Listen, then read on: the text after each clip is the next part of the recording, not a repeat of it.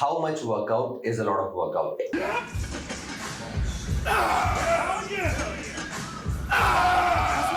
When you should stop. So let's understand a couple of things. In the last decade, if you have all noticed one thing, that workout has become extremely common and everybody have started to become serious about it, assuming that this is the only life savior and this is only going to make a big difference into their life. Indeed it does. But what you all also need to understand that how much workout is a lot of workout.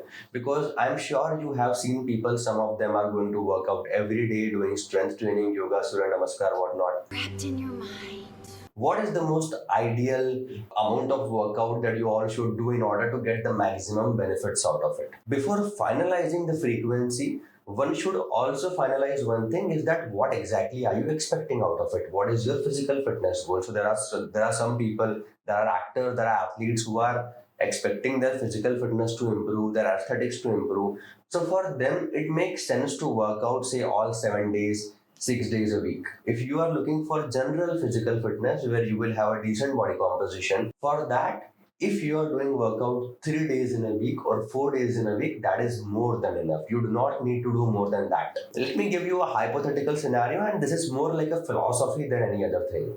Imagine if you are somebody who's working out all 7 days a week for 10 years of your life. So technically, you are working out 365 days. Now, what will happen? For some reason, you may end up having a small injury. What will happen after that injury? You will have to go for a bed rest, and that bed rest will cause you to lose 50 to 60% of all the muscles that you have gained in last 10 years. What you need to understand is it worth it to have so much of muscles which will leave you as soon as you are not actively doing it? So muscles basically are something that gets hypertrophied only when it's being practiced every day. Something is being given to it every day. And the moment that same intensity and the same workload is not being given to your muscles, the muscles will automatically start to shrink.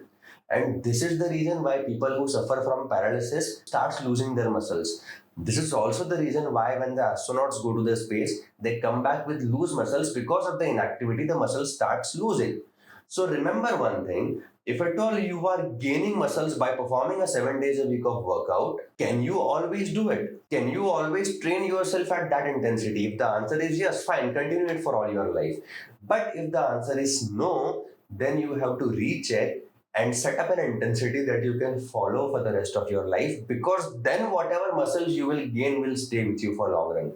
This should be your equation with the workout. Another most important thing that people should know is 60 to 70% of the equipments you find in a commercial gym are not directly supporting the functional fitness of a human body. So in a commercial gym, you see these fixed motion based machines or these static machines like a Smith machine. Now, in a Smith machine, the machine is already going to move. The machine is predetermined or programmed in a manner where the machine will only go up and down. So even if you push slightly forward or backward, still the machine is going to go up and down only. When you are training at that machine, practicing like this, in real life, you will not get a static machine which is being programmed to go up and down. Because in real life, if you are lifting something like a rock or a wooden log or something, you always will, that free weight can go anywhere. And that's where you will have to understand that everything you adapt yourself while doing a gym workout doesn't really give a carry forward effect to you in your real life.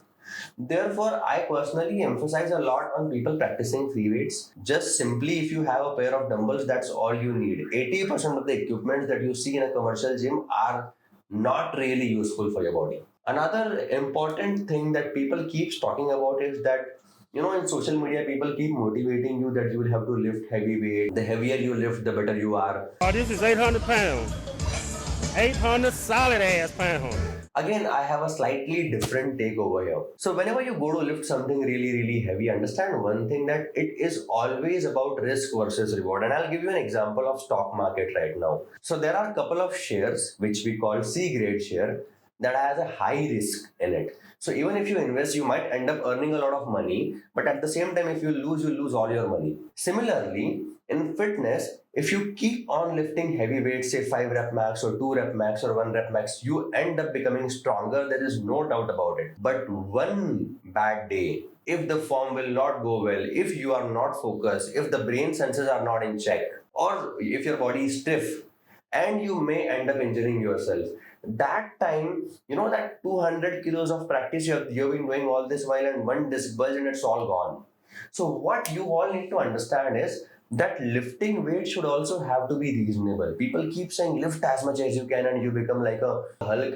The idea is not to become like a Hulk. The idea is to have a long-term fitness with you. And for that, the lifting ability, the lifting philosophy should also have to be reasonable, should also have to be sound. Fine, everybody else is lifting 500 kilos.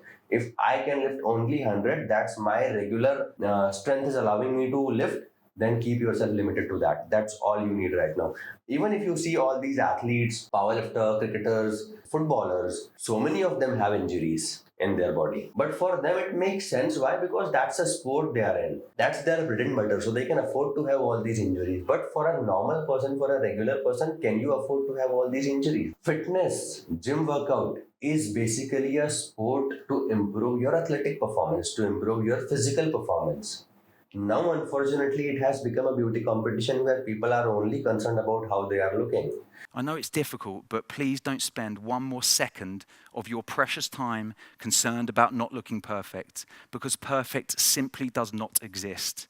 If you are a working professional, you should aim to have decent amount of muscle mass. You should aim to have a injury-free body. You should aim to have a flexible body. Then blood flow should happen to all your muscles, all the regions, all the upper and lower limbs. If that is happening, you are 80% fit. You don't need anything beyond that. After that, everything else is fanaticism and you don't need it. Thank you so much.